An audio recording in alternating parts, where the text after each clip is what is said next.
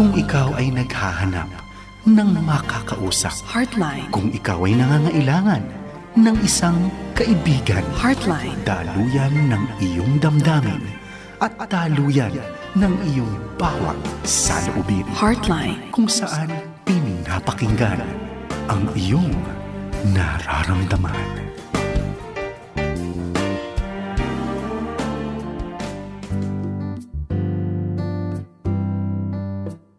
Magandang araw, magandang gabi sa lahat po ng ating mga tagapakinig dito po sa ating Thursday edition po ng Heartline.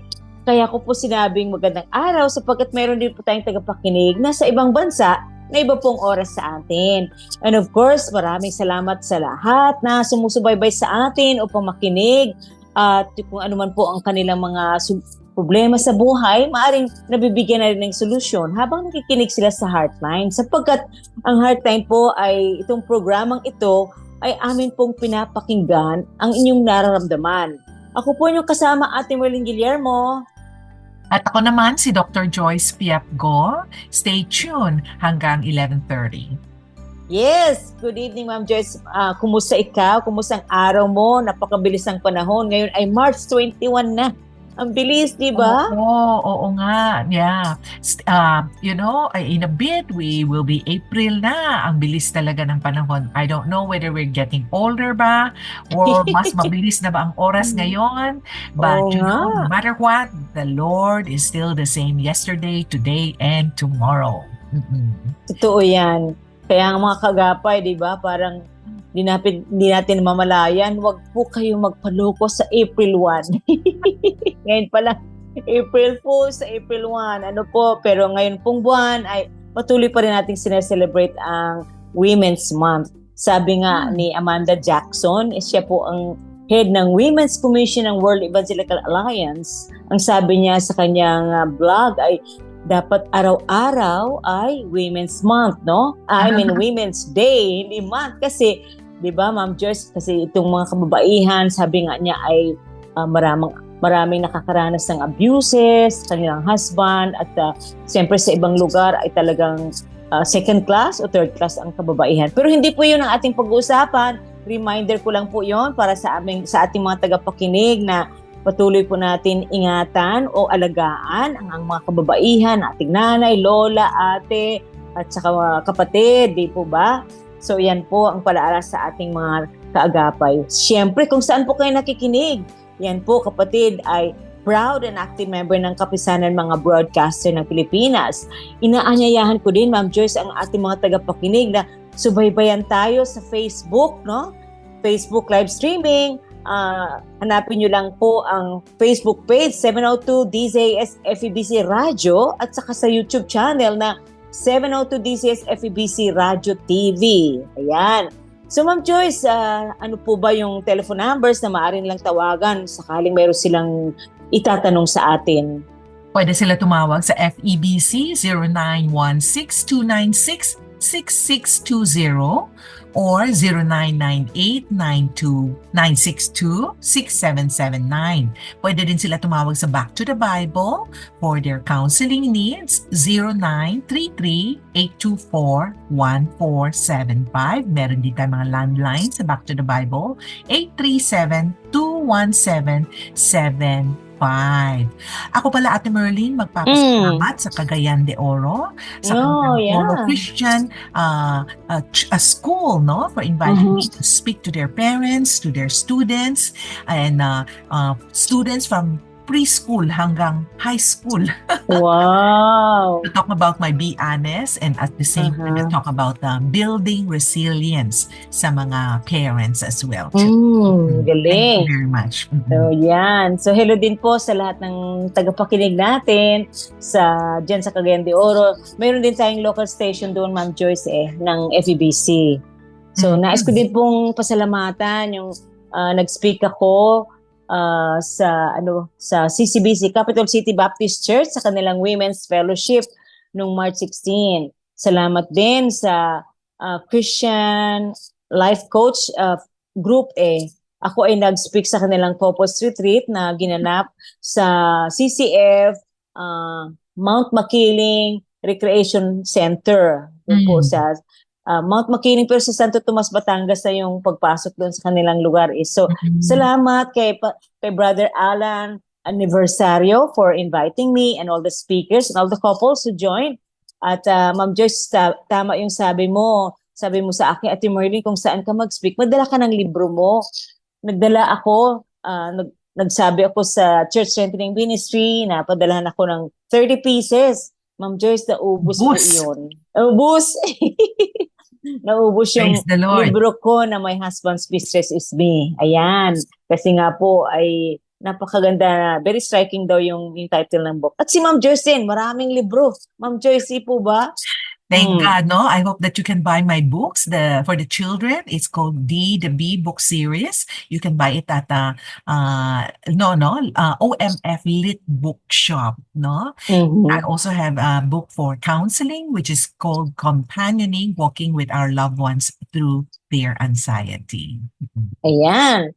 So mga kaagapay, nais ko din pong anyayahan natin mga tagapakinig. Malapit na po ang summer break ng schools.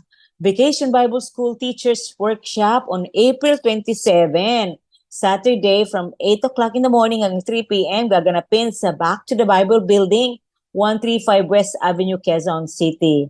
Ang theme for this Vacation Bible School materials is Hope Garden, Thriving in God's Care in partnership with CSM.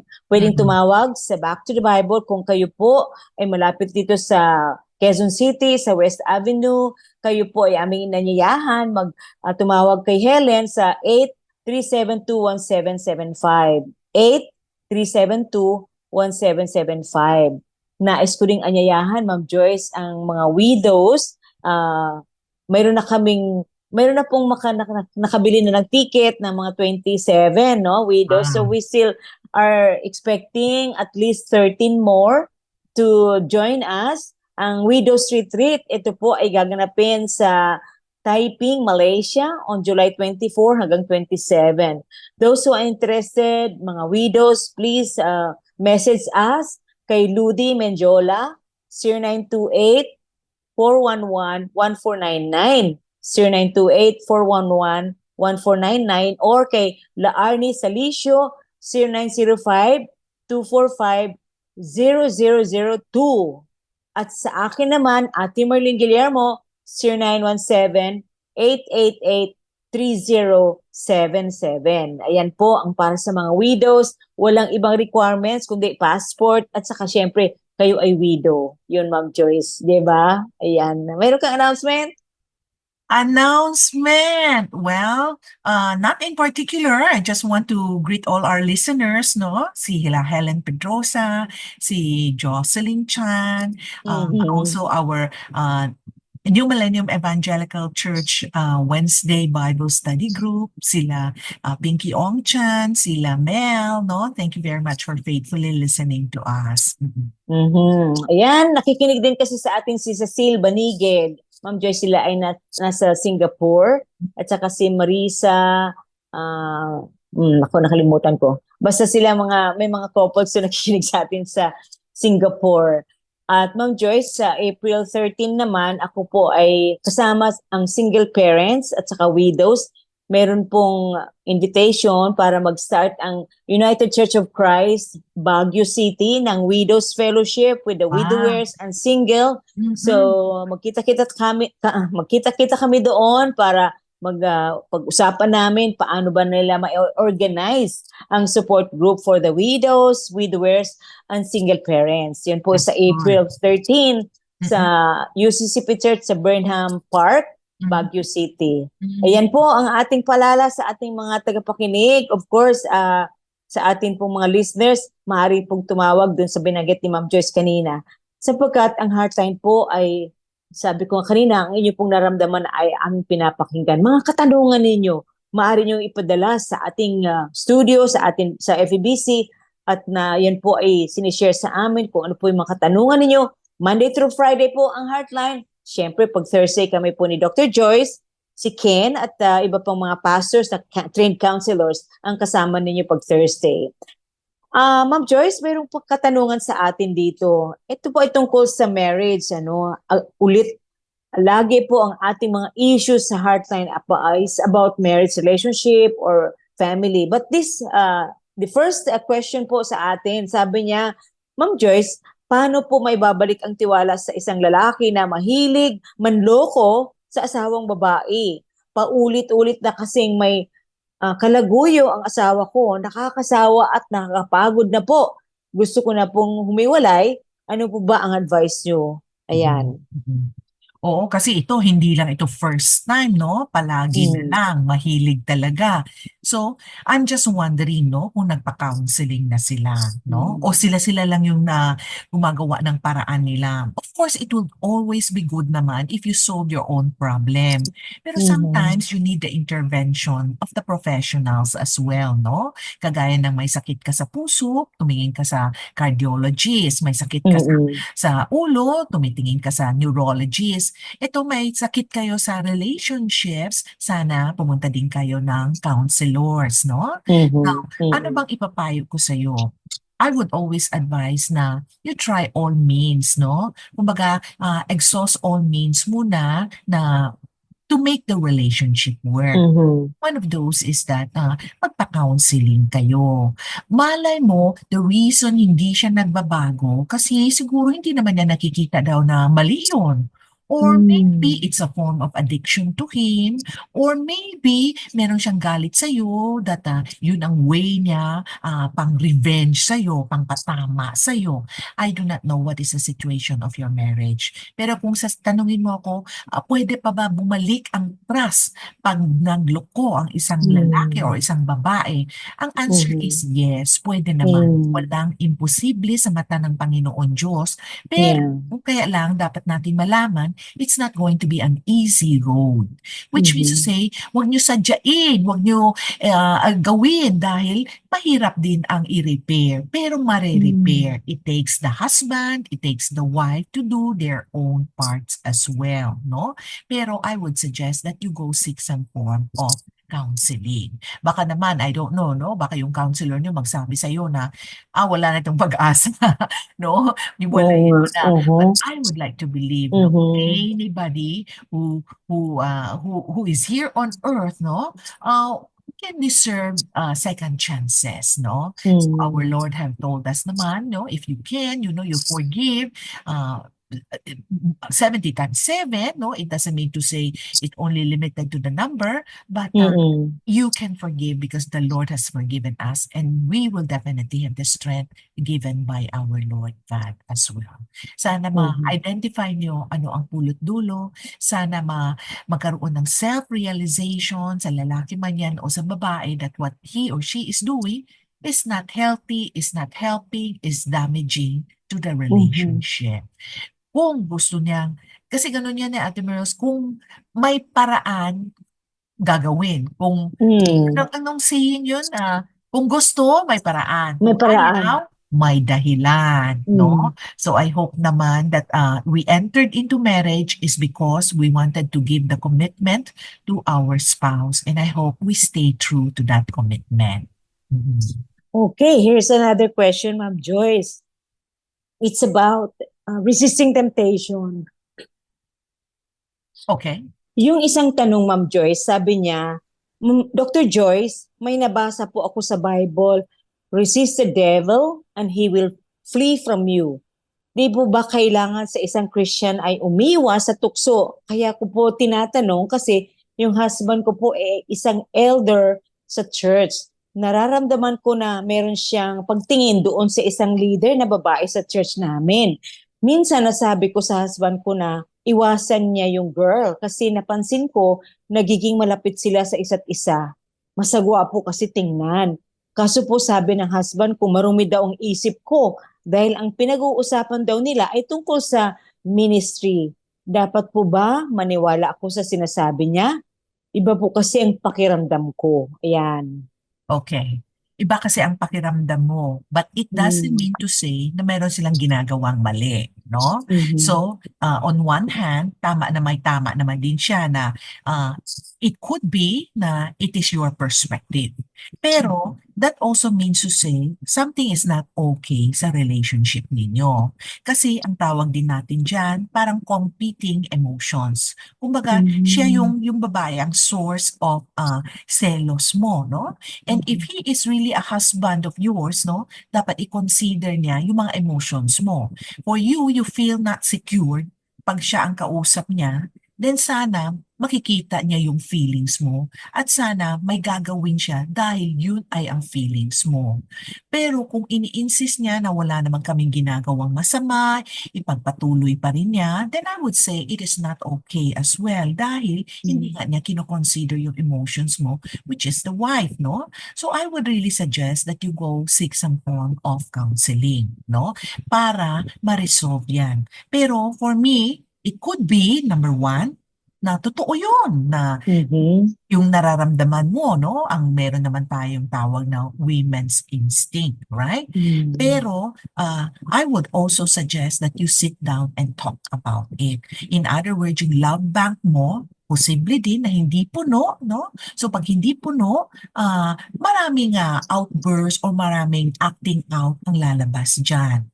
Pero Mhm. sana maiintindihan ka ng husband mo. At sana naman yung husband mo would take you first as his foremost consideration na itong taong ito, I would rather na lang stay away from her para hindi magkakaroon ng ganitong anxious moment yung misis ko na nafe-feel na may something is going on. So, maski Mm. nasasabihin pa ng asawa na marumi ang isip mo, oo. Mm. Andoon na yon kung marumi man ang Yes. isip niya. Pero sana we will be able to comfort her, we will be able to assure her na hindi naman yan totoo, no?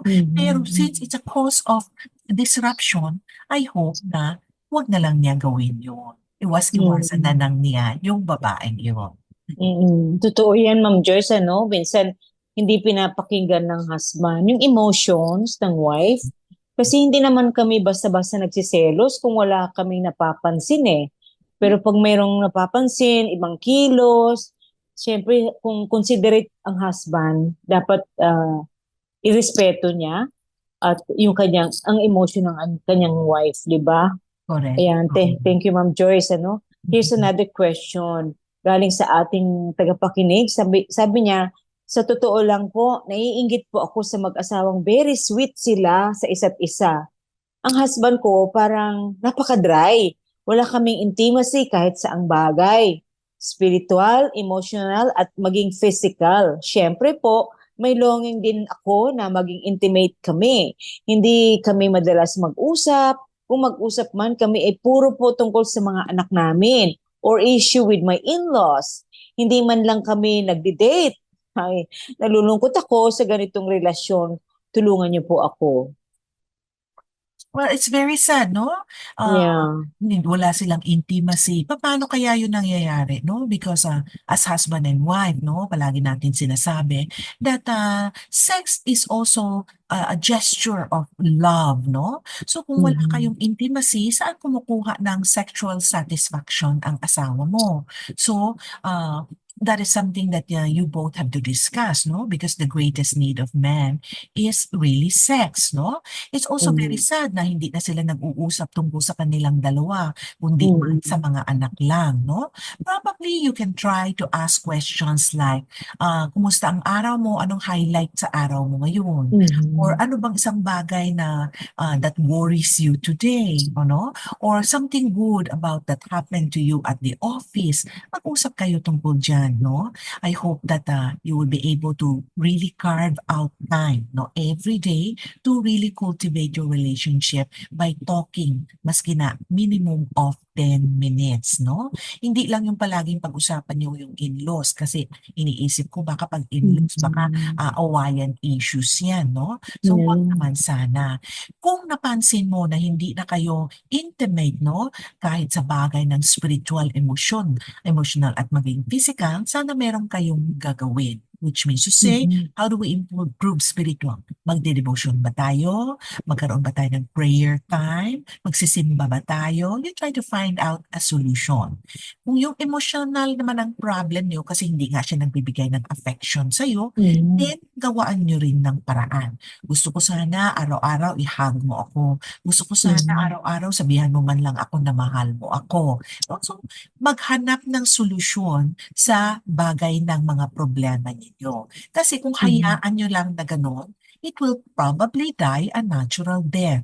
So, I hope Yes. that you make effort. Lahat naman ng bagay kailangan nating gawin ng effort. Kasi kung Mhm. tayo lang, no, magiging complacent tayo, na hindi na tayo gagawa, hindi na tayo mag-e-effort, and then, no, mawalan na tayo ng interest sa isa't isa. And that would be Mhm. dangerous. So, plan. Ano gagawin sa spiritual? Ano gagawin sa emotional? Ano gagawin sa physical? Mhm. Mhm. Mahirap, Ma'am Joyce, kung lahat ng issues, na katulad ng binanggit ng ating counselor, ang hirap po talaga na lahat ng ah, emotions natin or spiritual, maaaring physical or sexual talagang hindi nami-meet sa relationship. Sana nga, sabi ni Ma'am Joyce, ay you put an effort to this na ma-improve talaga. At least na-identify, Ma'am Joyce, ng wife. Kaya lang, hindi maaring hindi na ng husband ito ay katotohanan na naramdaman nung wife. Ito naman, ang galing sa ating listener, about priority. Sabi niya, Dr. Joyce, alam ko po na dapat priority namin ang aming marriage. Pero napansin ko po si Mrs. ko, palagi na lang siya andun sa parents niya. Minsan, pagdating ko galing sa work, wala siya sa bahay. Pag hinahanap po, andun ulit sa parents niya. Palibasa sa isang compound lang kami sa side ng family niya. Ano po ang advice niyo sa akin bilang husband? Kasi pag i-confront ko siya tungkol dito, pag-uwi na uuwi lang daw sa away. Ayan, Ma'am Joyce.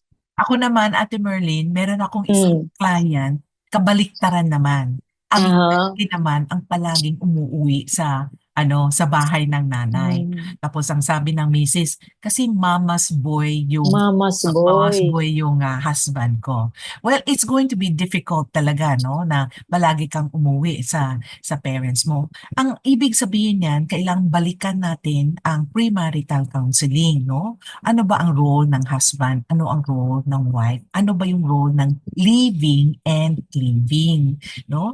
Maiintindihan ko kung umuwi ka sa side ng family mo ay dahil may sakit yung nanay mo, no? Mm. Pero even though kung may sakit man sila, there should be a time frame as well.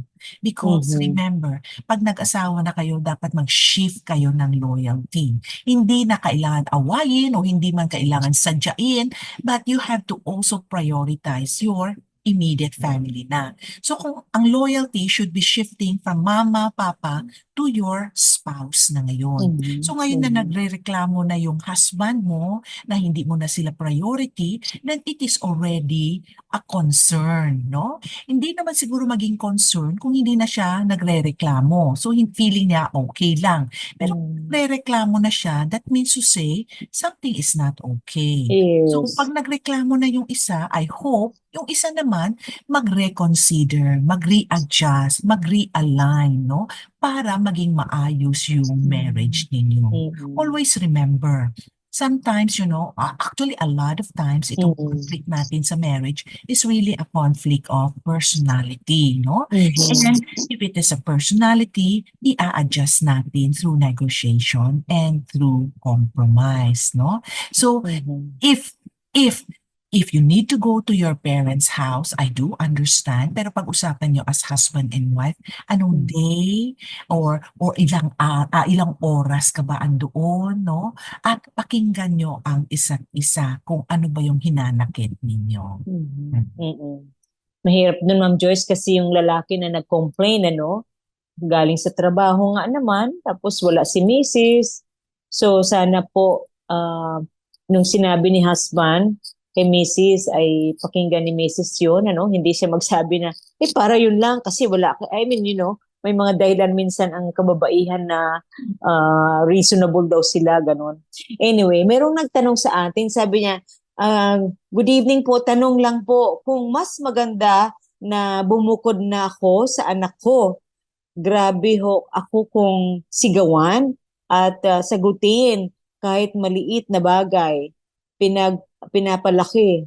So the mother is staying with her married daughter, Ma'am Joyce, dito sa tanong niya.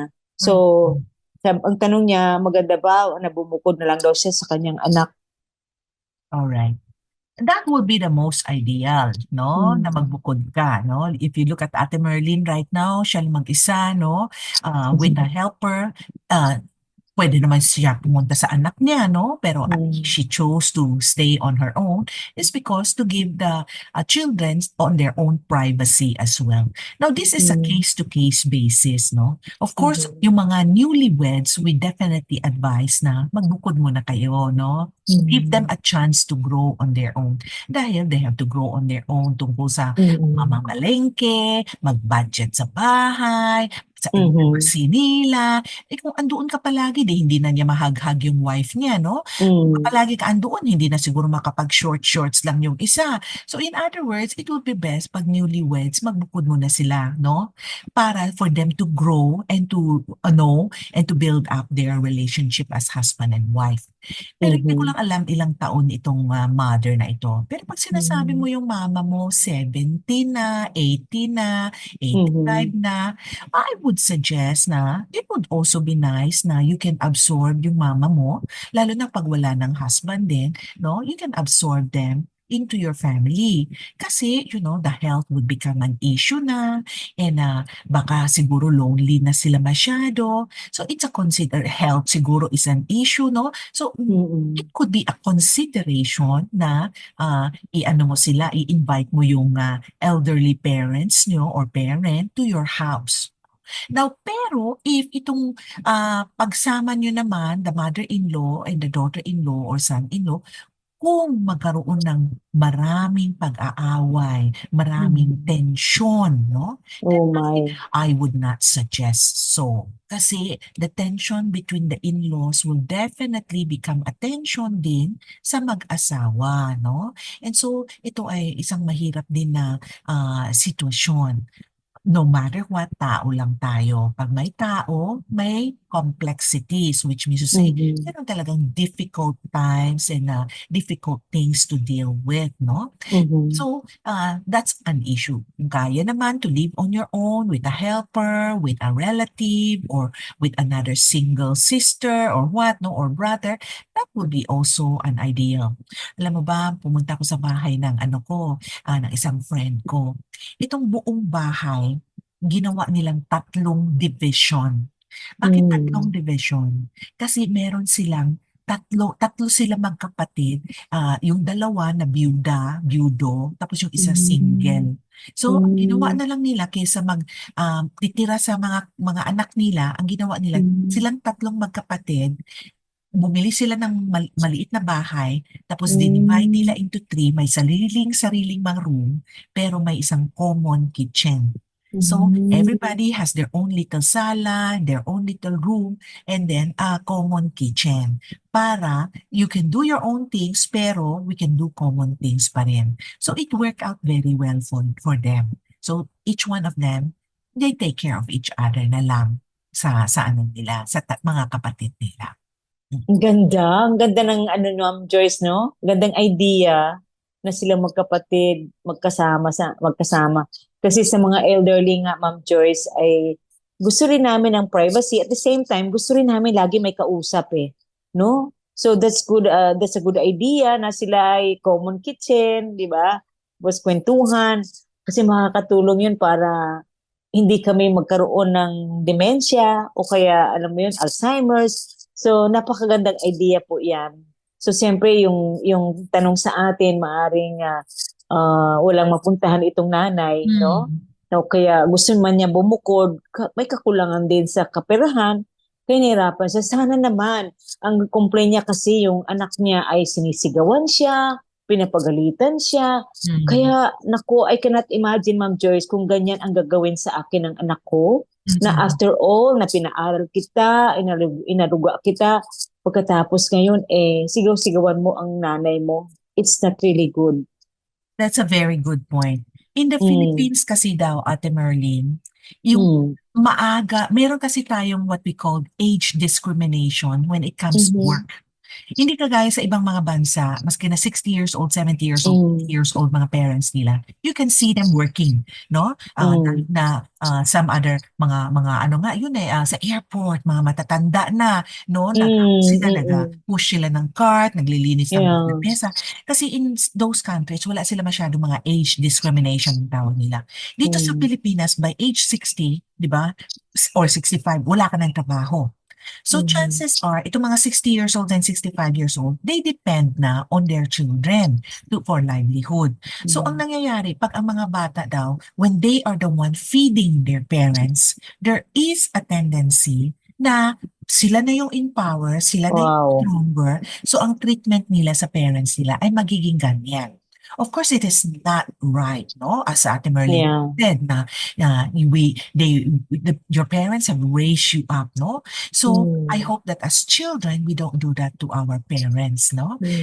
This is really a cycle of life lang, no? Yes. And so what you do to your parents, your children might do to you as well too, no? I don't know whether you have heard of this story. It's an illustration, no? I hope I can remember the illustration well. It's about a small family, no? Kumakain sila sa isang lamesa.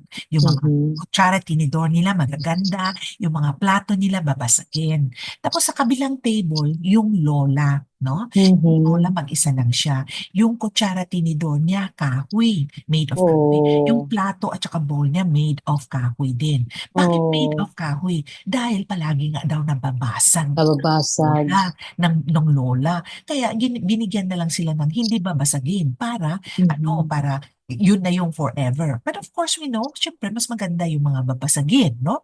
Tapos one day sinabi ng anak, sabi niya, alam mo, papa, mama, because yun ang nakikita niya na secluded ang lola sa kabilang lamesa, siya lang mag-isa kumain, no? Yung baso niya, mga utensils niya, mga kahoy. So sabi ng anak, alam mo nanay, tatay, pagtanda nyo, ganun din ang gagawin ko sa inyo. Pwede kayo sa kabilang lamesa, ganun din ang mga gamit nyo, at ganun din ang gagawin ko sa inyo. Of course, hindi alam ng anak na may reason yung parents niya kung bakit niya ginawa yun. So na-realize ng parents na the children are looking at you on how you take care of their grandma or grandpa. So na-realize ng parents na, naku, hindi pwede gagawin yan. So the next time, inalaman nila yung lola nila, kasabay nila sa pagkain at binigyan na sila ng baso, plato ng magaganda. Kasi tumitingin ang mga bata. Oo nga. Naku, napakagandang illustration, Ma'am Joyce, diba? Kung paano mo tinreat ang iyong parents ngayon. Kung hindi maganda, naku, aanihin mo yun. So, yun po. Ma'am Joyce, magbe-break muna tayo. Ano po, station ID at music. Babalik po kami ni Ma'am Joyce dito po sa ating program, Heartline. Heartline. Kapag tinawag ka ng pagmamahal, sumagot ka agad. Panatag, marangal. Naririto ako at handang maglingkod. Sundin mo ang sariling puso't kalooban, hindi ang bulong, bighani at tukso na mga wikang banyaga sa iyo.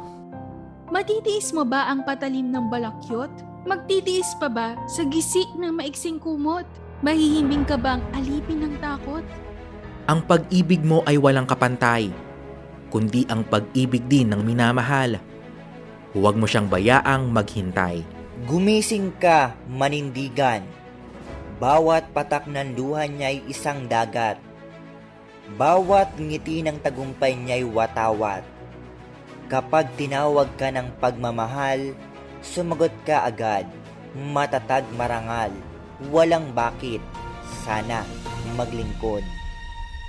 Ito ay hango mula sa tulang Mamamayan ni Rio Alma. Paalaalang hatid ng inyong 702 DZAS FEBC Radio TV. Agapay ng Sambayanan.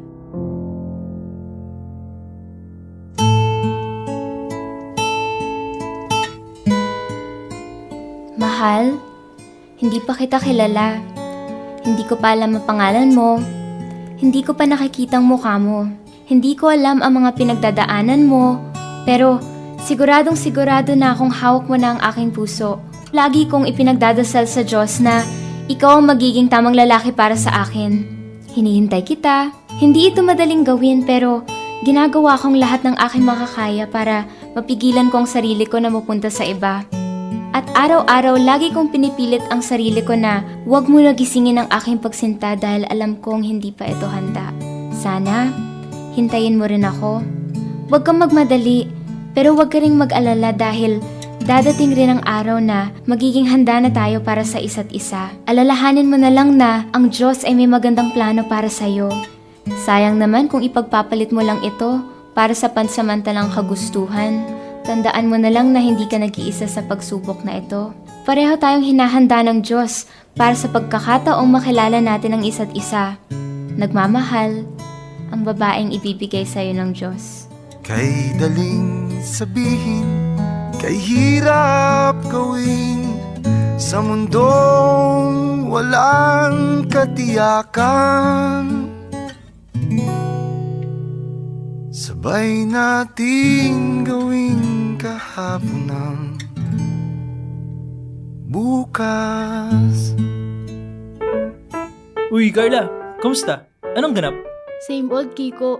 Bahay, work, at church lang. Satisfied naman, pero parang may kulang. Pinagpipray ko nga eh. Hindi ka nag-iisa.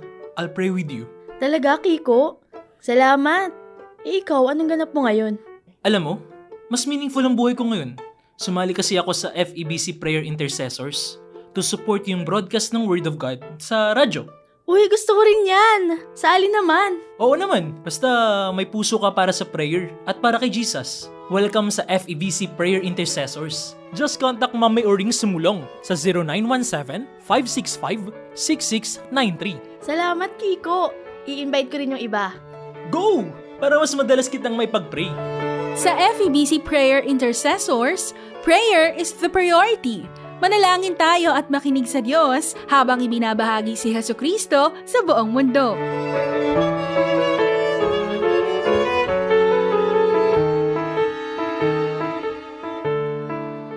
Ito ang 702 DZAS. 702 DZAS. Agapay ng Sambayanan. Kasapi sa KBP, kapisanan ng mga broadcaster ng Pilipinas. Heartline, kung saan pinapakinggan ang iyong nararamdaman.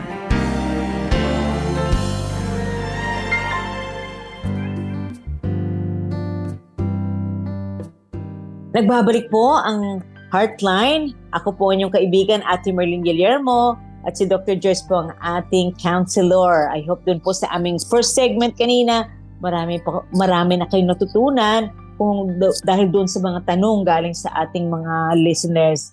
Ngayon naman po, ang tanong ng ating listener ay ganito. Kami mag-asawa ay madaming pagkakaiba sa aming personalidad. Ang wife ko, magagalitin, madaling mag-react sa mga negatibong pangyayari.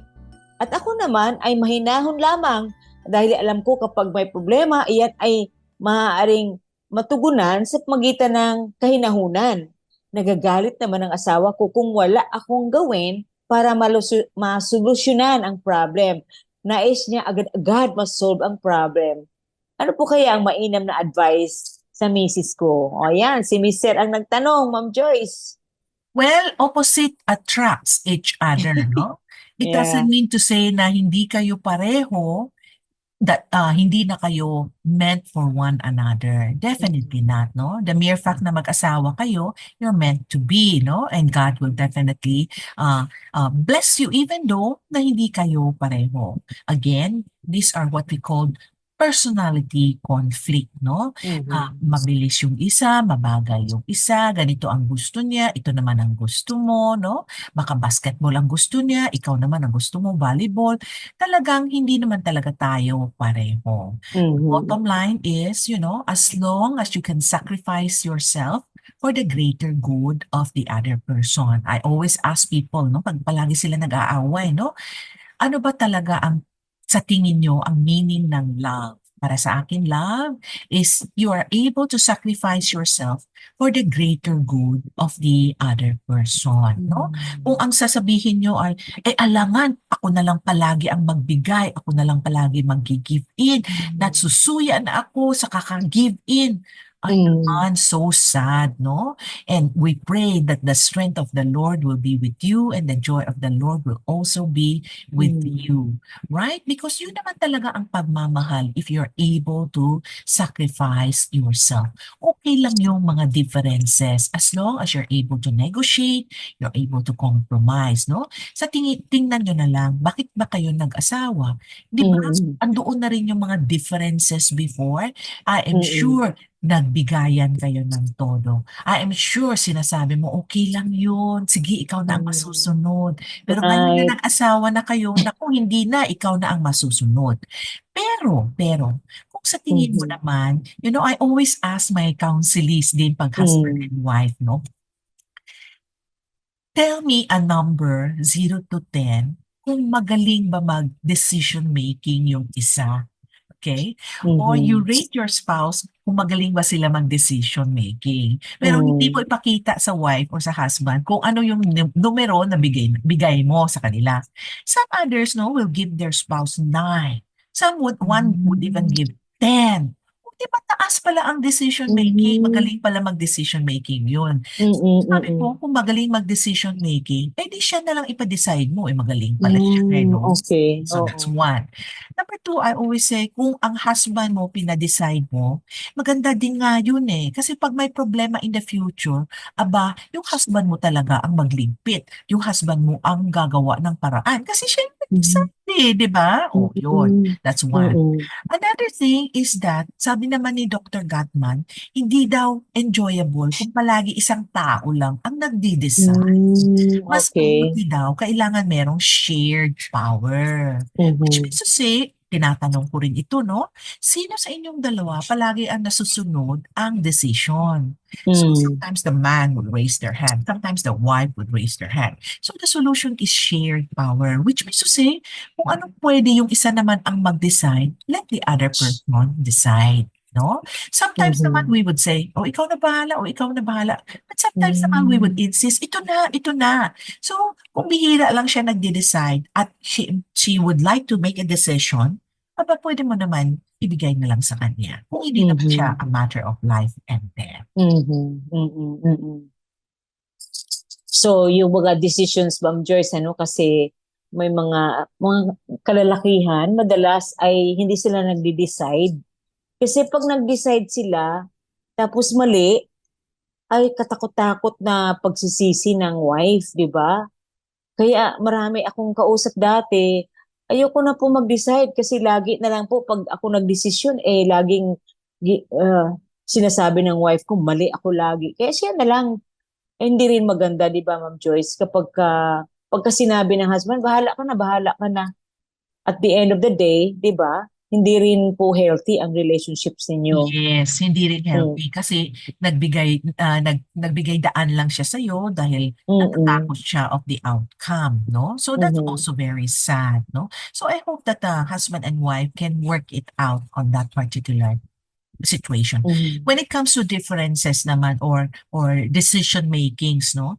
I would also advise na, for example, pagdating sa dekorasyon sa bahay, ikaw na misis ang last say. Okay? Pagdating sa pagkain, siguro magaling magluto yung lalaki. O sige, ikaw na lang, husband, mag-decide. Or pagdating sa repair sa bahay, o ikaw na yan, husband. Pagdating sa mga katulong o kasambahay, o ikaw na yan, misis. So meron kayong mga designated areas of responsibilities, no? Correct. Hopefully, that will also work, no? Hindi naman pwede na lahat na bagay, ikaw ang makialam. Pati sa sweldo, pati sa day off ng kasambahay, pati anong bigas na bibilhin, lahat-lahat na lang you are micromanaging it. So, napakahirap din naman yan. Ayan. Okay, Ma'am Joyce, may nagtanong sa atin, sabi niya, ang mga magulang ko po ay nasa 70s na. 45 years na silang married. Na-discovery po ng mother ko lately na yung father ko ay mayroon po siyang karelasyon. parang nasasaktan po ang nanay ko dahil hindi niya akalain na ngayon pa na matanda na sila, ay nagkaroon pa ng kalaguyo ng yung tatay ko. Tapos ang sabi ng tatay ko ay ex daw niya noon, widow, Ma'am Joyce, widow yung babae. Nagkita sila sa reunion, kaya madalas na po nasa probinsya yung tatay ko na dapat po dito siya lagi sa Manila. Ano po ang may papayo niyo ko sa nanay ko, kasi parang gusto ng nanay ko ay hiwalayan niya na lang ang aking tatay. Masakit po para sa aming mga anak na ganun ang gagawin nila. May edad na po kaming magkakapatid eh.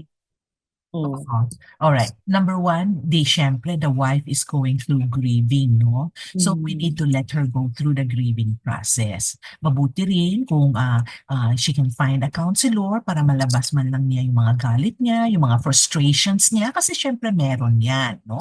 Number two, kasi dahil adults na itong mga anak niya, kasi 45 years na sila married, no? So, as adult siguro, you can give advice na to your father, no? You can give advice na, Papa, hindi naman yan tama, Papa, bumalik ka na dito, Papa, ganito, ganito.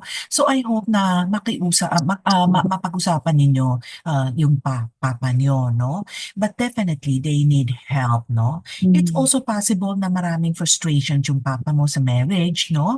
Or marami siyang feelings of unhappiness or dissatisfactions na kailangan din niya i-process with a counselor. Pwede din naman yun. So, pwede, no? Pag-usapan nyo kung ano ang mas maigi. Papa, gusto mo ba magpa-counseling muna para malabas mo yung mga galit mo?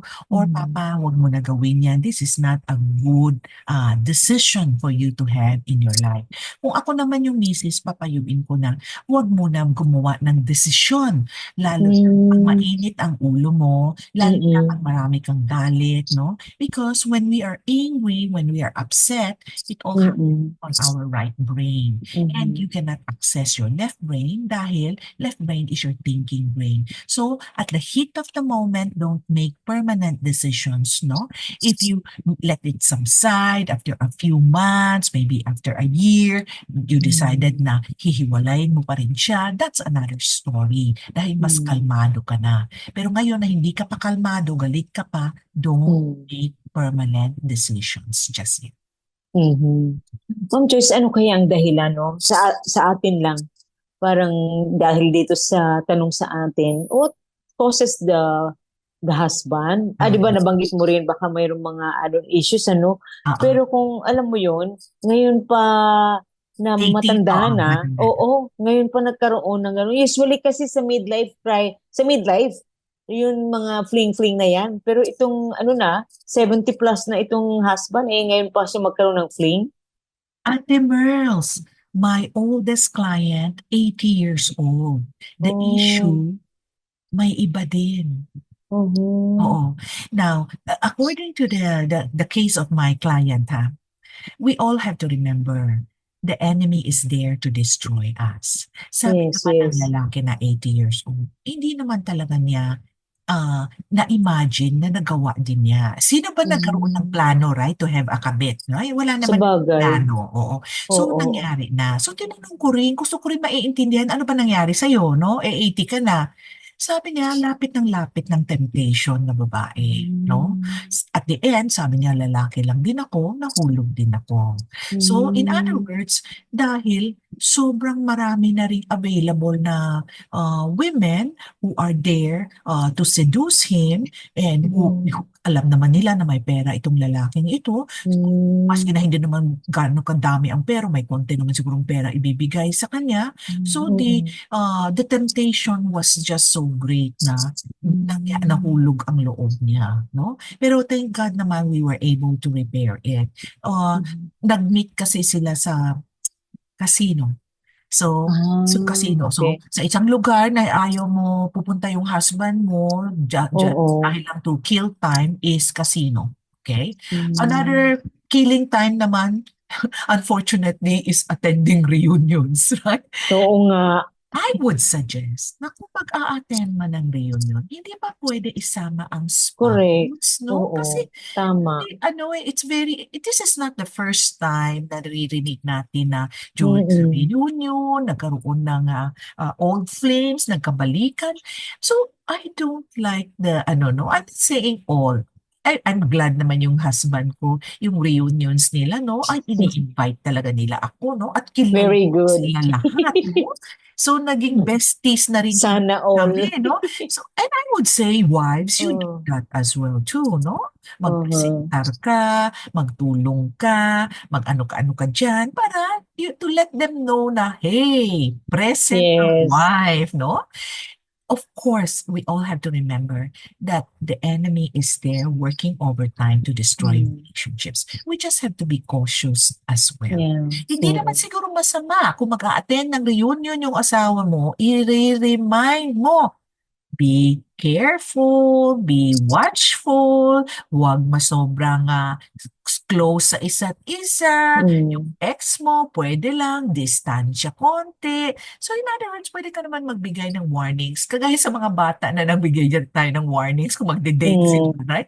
Ito naman, magbigay tayo ng warnings as well. Yan.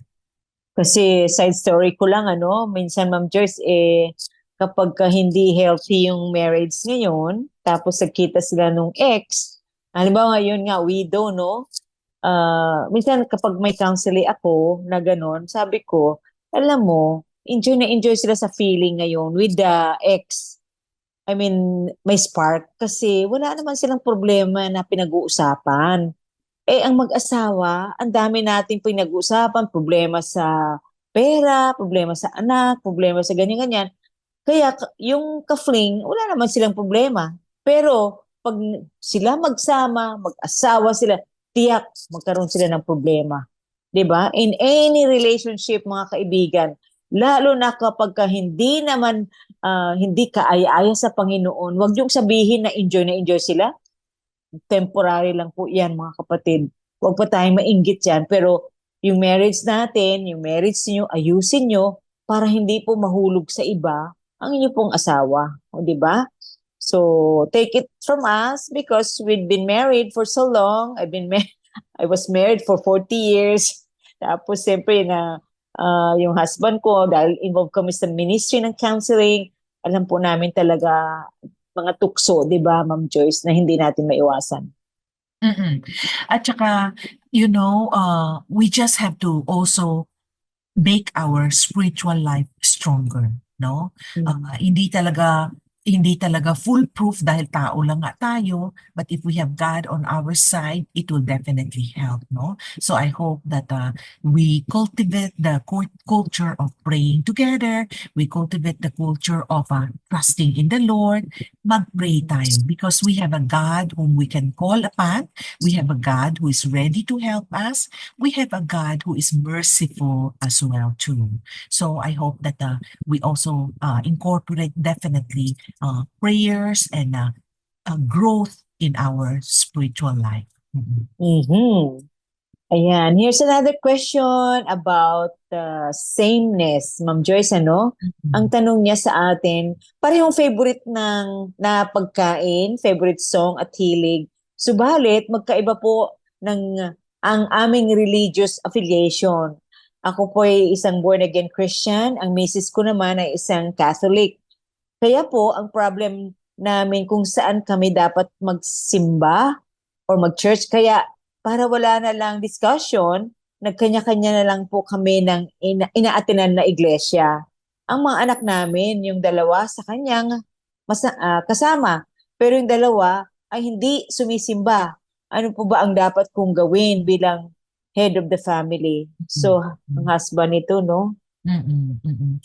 Well, this is what we call, ayoko man sabihin na consequence, no? But this is the effect when you don't marry someone of the same faith.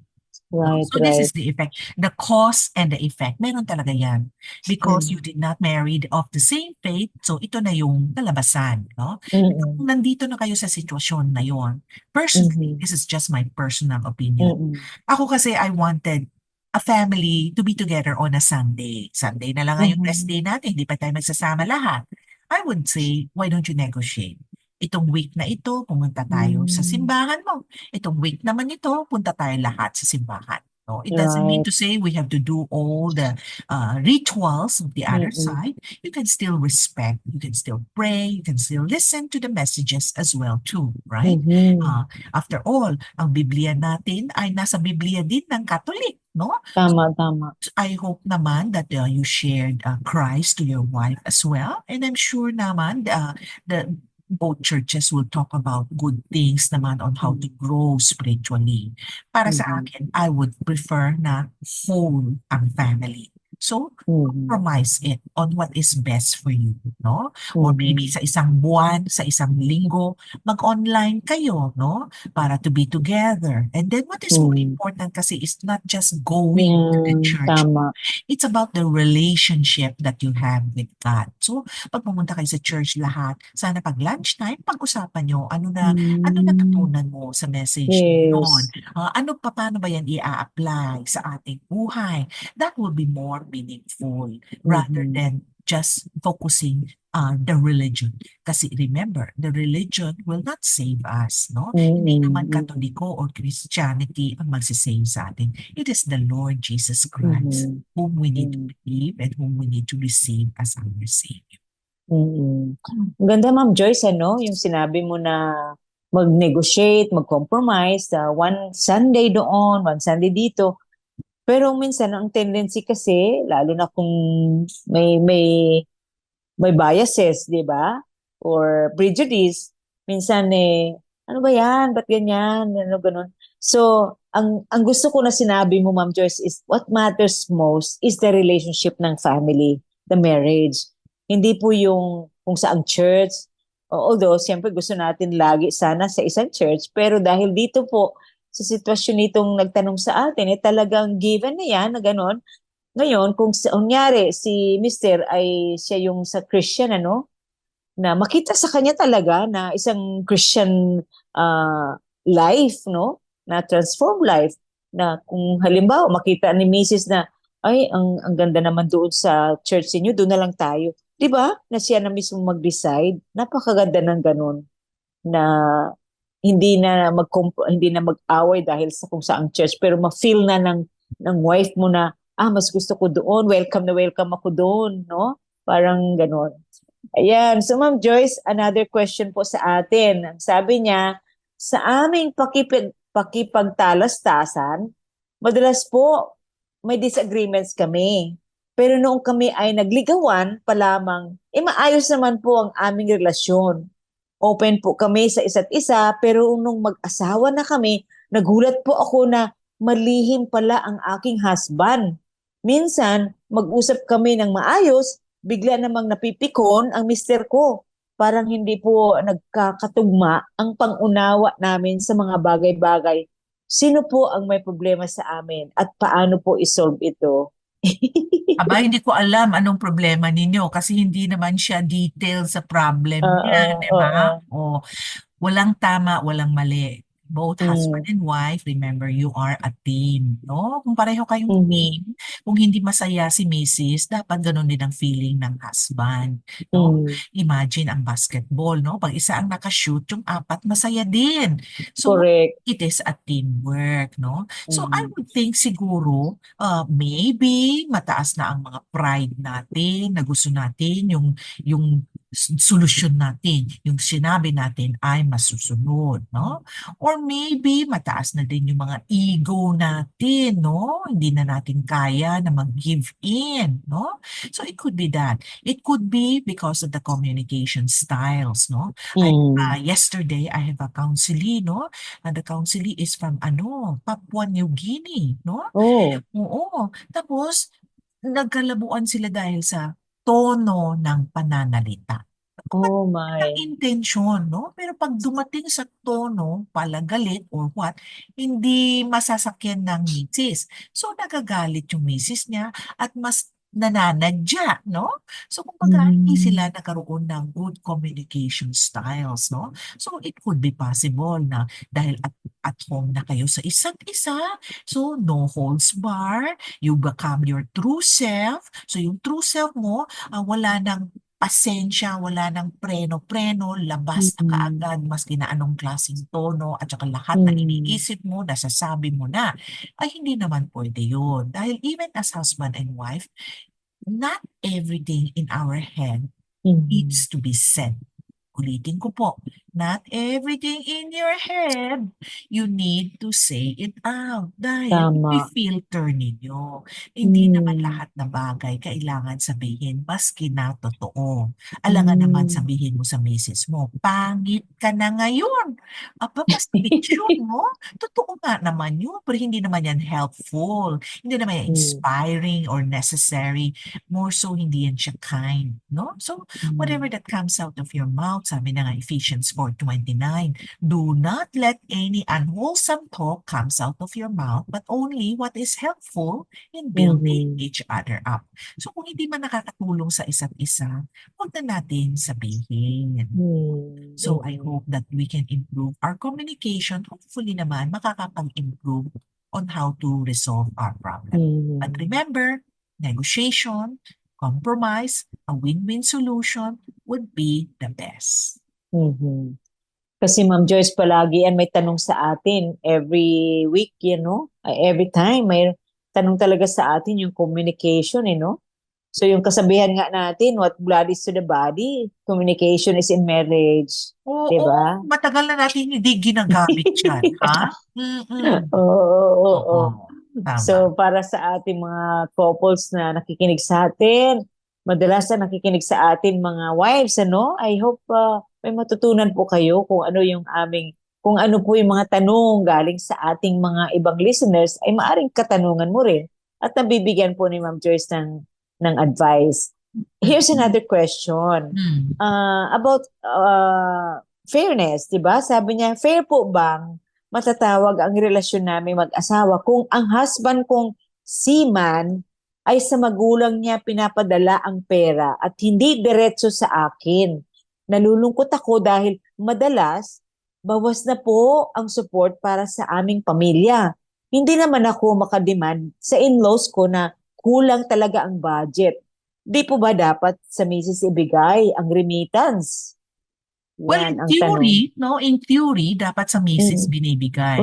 But somehow, gusto ng anak niya na ibibigay sa nanay niya. So, siguro there are reasons, no? Number one, kung ang nanay naman ang maghingi sa'yo, nahihiya din siguro si nanay. That's one, no? Number two, siguro hindi masyadong tiwala ang husband mo sa'yo on how to manage your funds. That would be two, no? Or number three, siguro natatakot yung husband mo na mamaya magkahiwalayan kayo. Naku, mas marami kang perang nakatago. Baka naman nagtatago din yung mama ng pera para sa kanya. Hindi ko rin alam, no? Side story. Right. Pero, kausapin mo husband mo, kung sa tingin mo naman kulang ang budget mo, baka naman pwede mo ipakita sa husband mo saan pumupunta ang mga pera nyo, no? Baka kuha ka ng budget, ganito, kulang, kapos 5,000, kapos 3,000. Baka naman makikita niya na kulang talaga, pwede naman niya i-adjust, no? Eh kung maghihingi ka man lang ng budget, isama mo na yung budget for savings para makapagpundar ka naman ng konti o makapag-invest ka naman ng konti o baka makapag-negosyo ka konti. Pero kung sasabihin natin fairness, Mrs., I want to let you know and you have to accept it, hindi talaga fair ang buhay natin. Sabagay, That is tama. something you need to embrace it. Walang fairness. Kung si Jesus man dito sa lupa did not get fairness, as tayo pa ba ay makakuha ng fairness? I don't think so. No? So it's something that we need to embrace. Huwag mo na kailangan awayin. I-adjust mo na lang yung budget. Napaka-unfair nga naman, Ma'am Joyce, sa Filipino context. Yun lagi ang issue kapag pumasok ng in-laws, nangihimasok ng in-laws sa budgeting, ay talagang nasasaktan ang misis. Meron naman akong isang kaibigan na overseas, no? So, ginagawa na lang niya, hinati nga niya, equally 50-50. 50% goes to the mother, 50% goes to the wife. Okay. So, diskarte mo na misis kung kulang o sobra. Okay. Ang point naman, tinanong ko rin bakit, what's your point? Bakit mo ginawa Right. 50-50? Lahat na pumunta sa mama niya for savings and investment. So baka siguro Oh. hindi ganun katiwala ang husband na ang wife ay i-invest niya ng mabuti. So hinati na lang niya. Pero it seems magaling naman yung misis. So nabudgetan niya, nakapagbili sila ng lupa, nakapagbili sila ng mga properties. So it came out okay naman.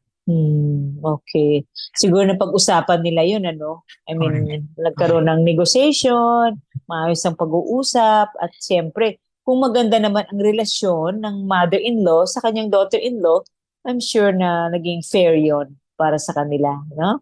Right. Ayan. Sana ganun lahat ang mga in-laws. Okay. Isa pang tanong, Ma'am Joyce, sabi ng ating nagtatanong sa atin, nawalan po ako ng paggalang sa ama ng tahanan. So parang Mrs. to nagtanong, sapagkat wala po siyang concern sa amin as a family. May work po siya, kaya lang po mas gusto laging kasama ang mga kabarkada. Feeling ko wala na siyang respeto sa akin bilang wife. Kaya naapektuhan na rin ang aming mga anak. Hindi nila nirerespeto ang tatay nila. Madalas, pag uwi niya galing trabaho, lalo pag Friday, lasing na po siya at wala siyang time sa family. So, okay, no? It's sad na naglalasing itong husband niya, palagi na lang kasama ang barkada niya, no? So again, we go to competing emotions. Dapat mag-attend ito ng premarital class itong lalaking ito, no? Na these are cry for help from your wife na kailangan niya ng affection galing sa iyo, pero hindi mo naman mabibigay. Kanino kaya inaasa niya na magbigay ng mga affection? Iba pang lalaki kaya? I hope hindi naman, no? It could be, okay? It could be na siguro stressful yung trabaho niya na kailangan niya mag-unwind sa barkada niya. Isa. Pero kung maging unwind ka, dapat hindi everyday ka mag-unwind sa barkada mo. Dahil the best person to unwind ay misis mo, no?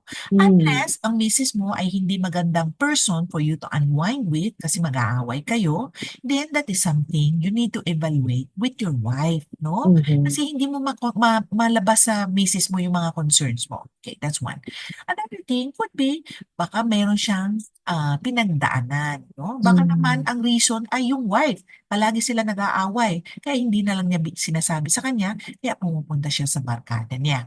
Pero if you are addicted to drinking, could it be because he wants to forget something? Or that is his coping mechanism, no? Baka naman wala siyang control sa problema niya. Itong pag-iinom lang ang control niya, kaya gusto niya pumunta sa pag-iinom.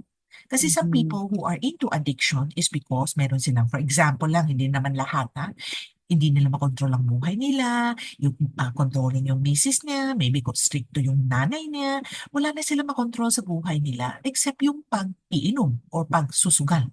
So, we need to treat that as a form of addiction. So, it's a different thing naman.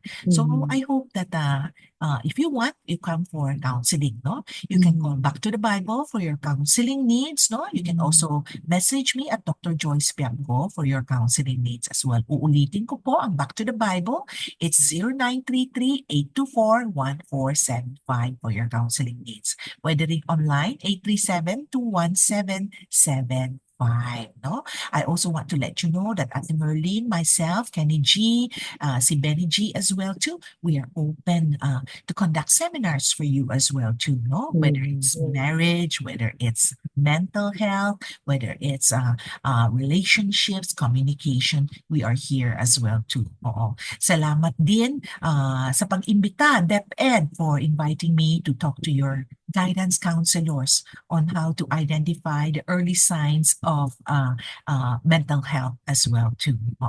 So thank you for those opportunities and partnerships. Wow. So yan po ay reminder sa ating mga kaagapay, mga tagapakinig, kung kailangan niyo po ng mga speakers para po ma-enhance yung mga relationship sa inyong mga members sa church.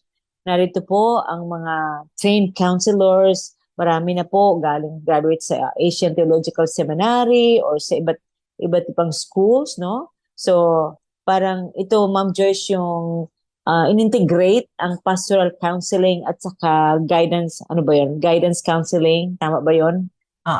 Counseling and biblical.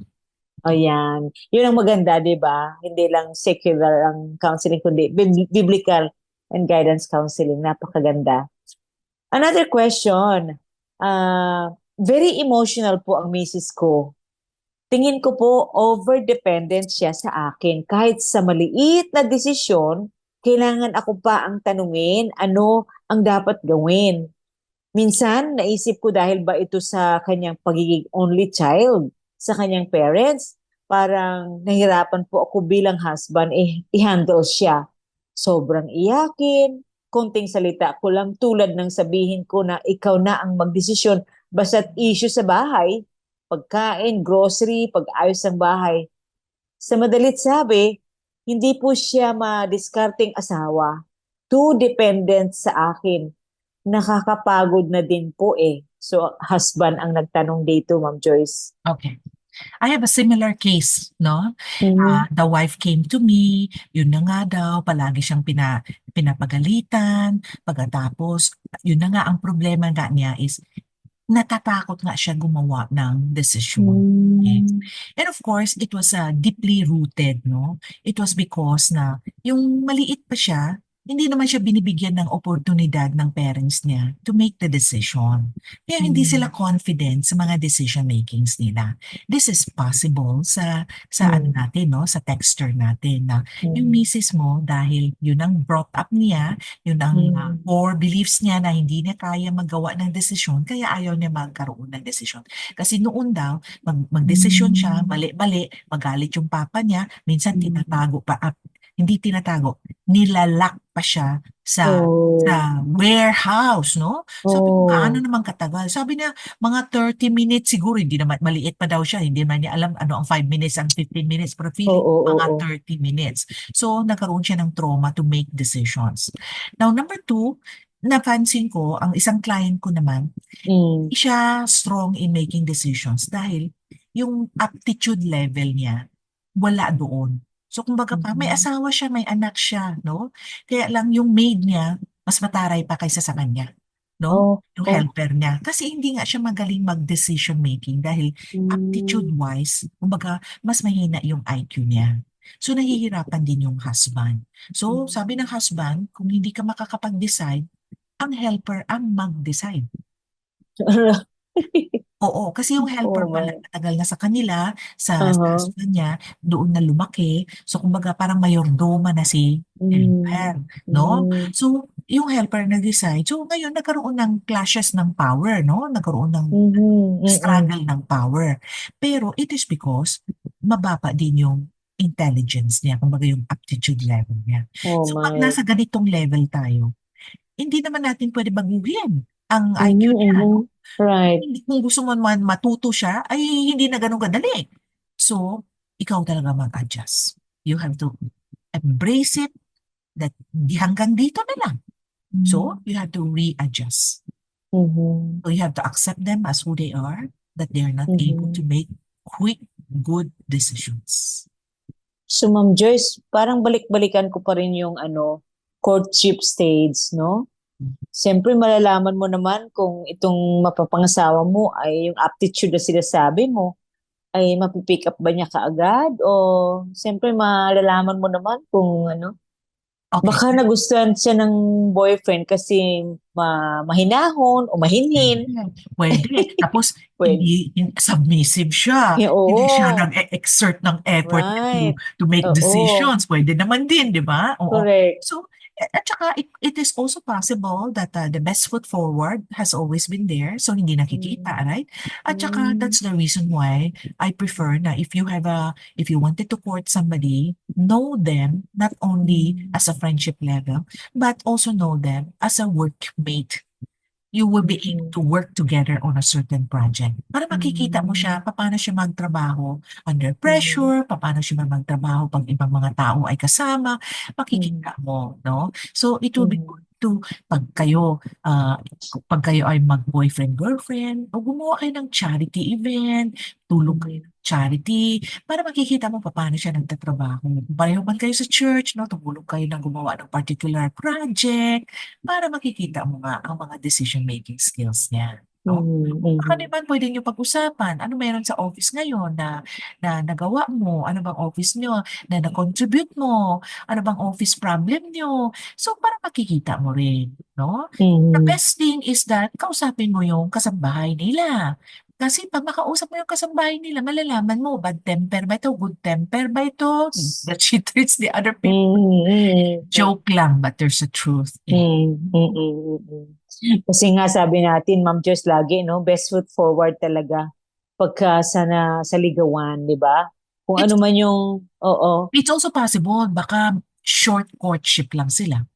Sa bagay, oo. Di ba? Maraming side story natin, maka na-impregnate, tapos Pwede rin, pwede. pinakasalan bigla dahil para mawala yung shame and scandal. Ay nako, ang dami pong i-consider. Ate Diba? Marlene, ayaw naman nila pag alpha male, alpha female, no? Strong women, ayaw naman nila. Ngayon, hindi naman strong. Mas mahina lang ang IQ. Ayaw din Ayaw naman din. nila. Napakahirap naman talaga ng buhay. Ano ba talagang gusto Oo. nyo? Diba? Ay nako, talaga. Sabi mo nga, Ma'am Joyce, kanina, no, it's only by the grace of God, di ba? Yung sabi mo nga, you work out your marriage, have more time with the Lord, submit sa Panginoon ang inyong marriage, yun po talaga. Ma'am Joyce, here's another question, ha. Sabi niya, mahirap po ako magpatawad. Minsan, na-discover ko na may kachat ang mister ko. Pilit kong alamin kung sino at ano ang relasyon nila. Ayaw niyang aminin. Naghalit po ako, parang ang hirap makakonect ulit sa kanya. Tulungan niyo po ako paano magpatawad at paano makapag-reconnect sa husband ko ulit. Ayan.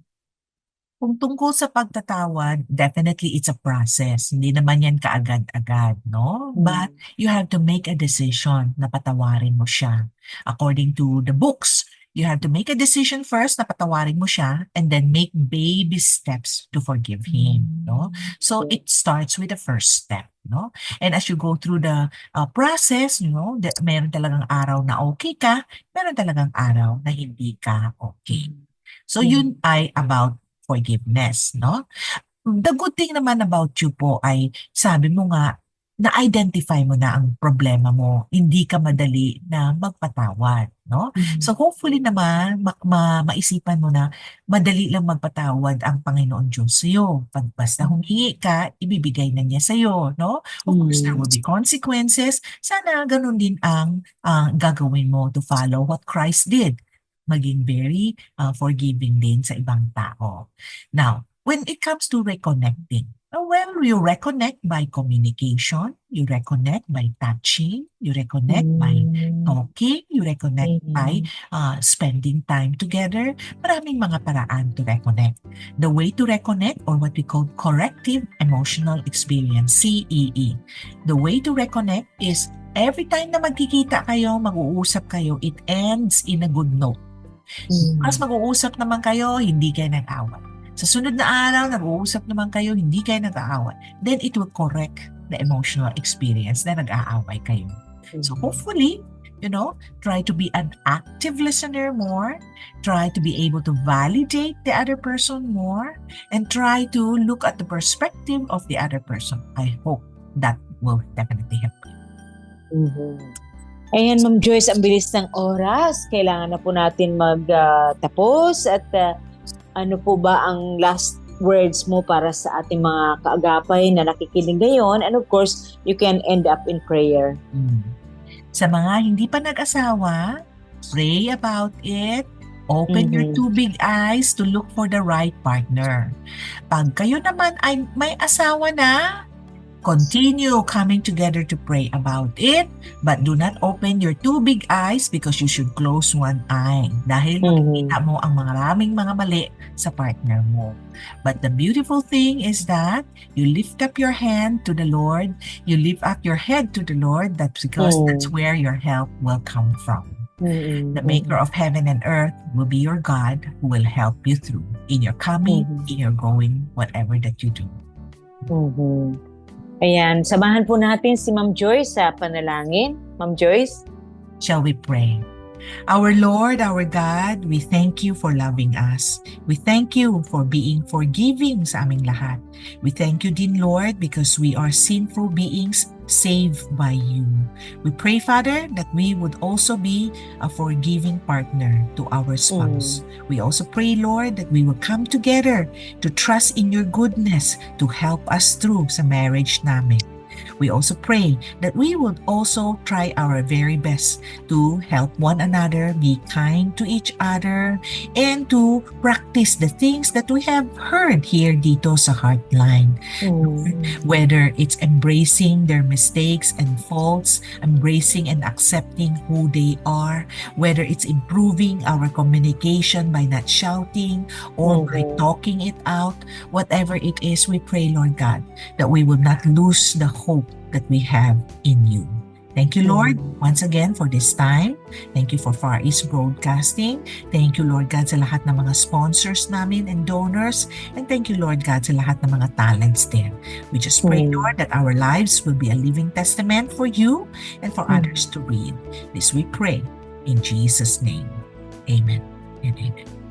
Yan, maraming salamat, Ma'am Joyce, sa iyong pagbigay ng mga magagandang advice sa ating mga kaagapay. And of course, sa ating mga listeners, si Ma'am Joyce ay marami siyang libros, children's books, at saka yung sinulat niyang companioning. I hope you can avail of that.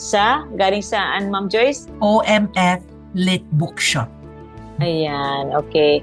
At saka yung sa akin naman, My Husband's Mistress is Me, ay makakatulong po ito sa mga wives. How can you be the mistress to your husband? Yun po, ay available din sa Church Strengthening Ministry or you can contact Back to the Bible. Again, maraming salamat sa inyong lahat, sa inyong pakikinig, sa lahat ng nagtitiwala sa ministry ng Heartline, nagpapadala ng kanilang mga katanungan. It really matters. It is a big help din sa ibang nakikinig sa atin. Again, ito po yung kaibigan Ate Merlin Guillermo. And I'm Dr. Joyce Piapco. Good night and see you again next week. God bless. God bless. Heartline, kung saan pinapakinggan ang iyong nararamdaman.